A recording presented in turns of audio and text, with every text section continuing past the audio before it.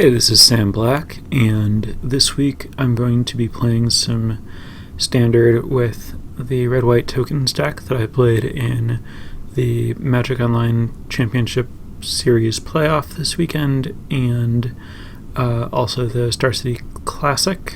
I made it to the finals and then didn't play the finals of the Classic, and I went 5-2 in the quarterly with this deck, so I've been pretty happy with it. I think I was making some mistakes sideboarding in the mocks, and I think I've learned to do that part a little bit better, having more experience with the deck.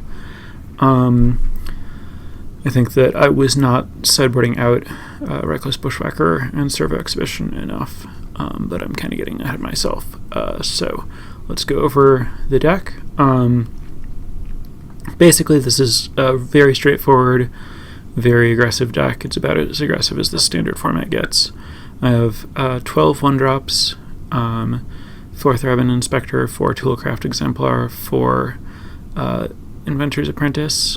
You're always hoping to lead with an Exemplar or an Apprentice, but failing that, an Inspector is a fine start, and every now and then you have to play Needle Spires. If you have a good enough follow-up, you can keep a hand that doesn't play a 1-drop, but most of the time you get to play a 1-drop with this deck.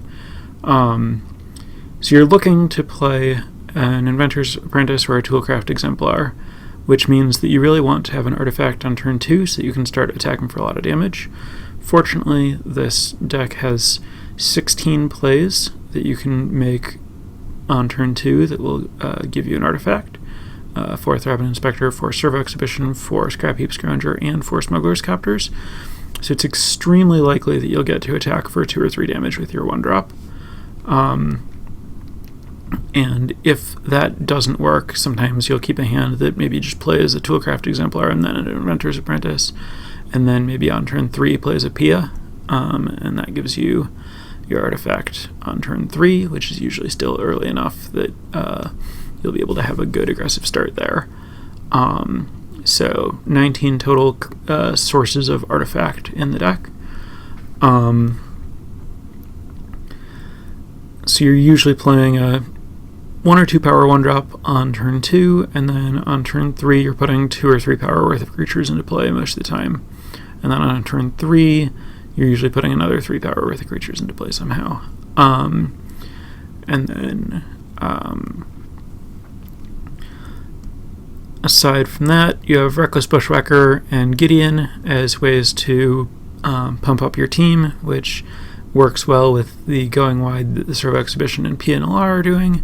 And then because you have so many creatures and your creatures are cheap, so they're on the board early, and you have Servo Exhibition and Pia to make multiple creatures, you get to play Outnumber, and most of the time it just kills any creature for 1 mana.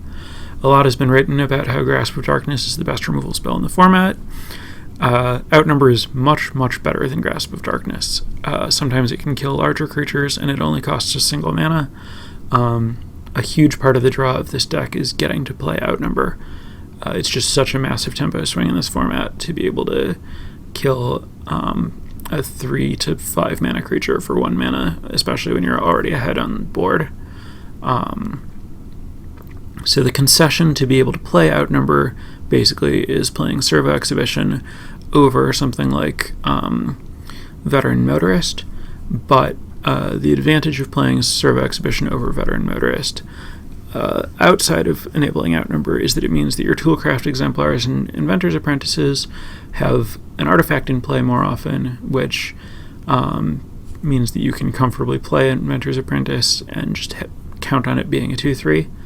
And it also means that Reckless Bushwhacker is a high-impact card, and Gideon's emblem is very, very good.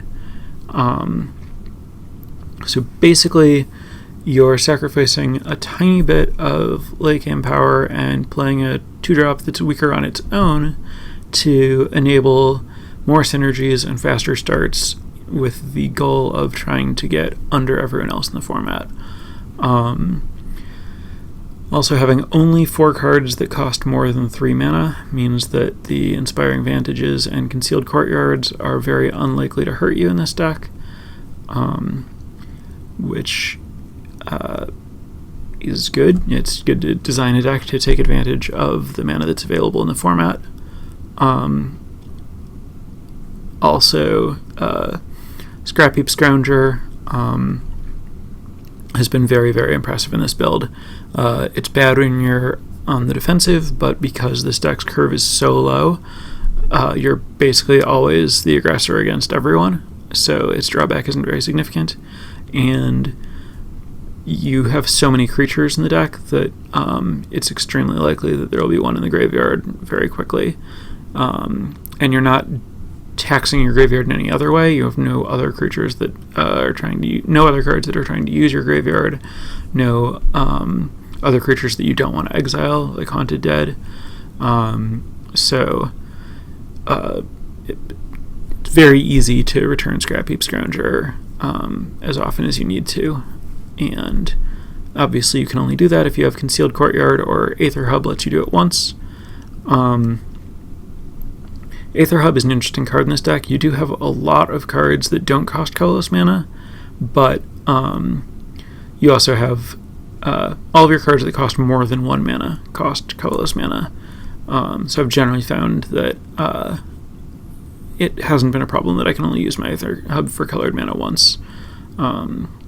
Sometimes there are games where I only need to cast 1 red or white card for quite a while because I just draw all cards of the other color and some artifacts. Or maybe discard 1 card that I can't cast with Smuggler's Copter if I had to use my hub to cast my 1 card of that color and haven't found another. Getting an untapped land that lets me return Scrounger and cast spells of either color, or give me my 2nd white for Gideon, has been very nice. So that's the main deck and the game plan. The sideboard, 3 Harness Lightning, 4 Declaration of Stone in stone, 2 Fragmentize, 2 Selfless Spirit, 1 Lantern Scout, 2 Make a Stand, and 1 Gideon. I found that against most creature decks, I cut 4 Servo Exhibition and 4 Reckless Bushwhacker for 4 Harness Lightning, 3 Harness Lightning, 4 Declaration in Stone, and 1 Gideon. That's kind of the standard sideboard plan. There are other times when I just don't sideboard at all. And then the other cards in my sideboard get used infrequently. I wouldn't be surprised if you don't see me sideboard in Lantern Scout at all, but I think it's high impact in like the mirror or other actual racing situations. And there just aren't really other cards that I want very much, so I haven't needed to cut it to make room for anything else. Though I could see wanting something like a Stasis Snare maybe, to just have more instant speed removal that it's a clean answer to Avacyn or Kalitas or any of those other really big important creatures, but I've been satisfied with the amount of removal I have access to, and as you bring in more removal, the outnumbers get worse, and I feel like I'm right around the point where I can leave my outnumbers in, but if I were bringing in more, I'd have to cut them, and so then I'm not really adding removal to my deck, and so it's just not that useful. Anyway, Fragmentize is for other decks that are usually for white decks that have Smuggler's Copter and Stasis Snare. And then Selfless Spirit and Make a Stand are for Kozilek's Return decks. Often those decks have a lot of spot removal, so they can just kill the Selfless Spirit, but Make a Stand I can just hold in my hand and it will always counter a Kozilek's Return, so it's a little more reliable. It's a less powerful card, but when you need to stop a Fumigate or a Kozilek's Return, it reliably does it, and the half a Trumpet Blast effect is an effect this deck can actually make really good use of. Really, really good if the opponent tries to Kozilek's Return on your turn, obviously. So that's what's going on with the deck, and let's get to some games.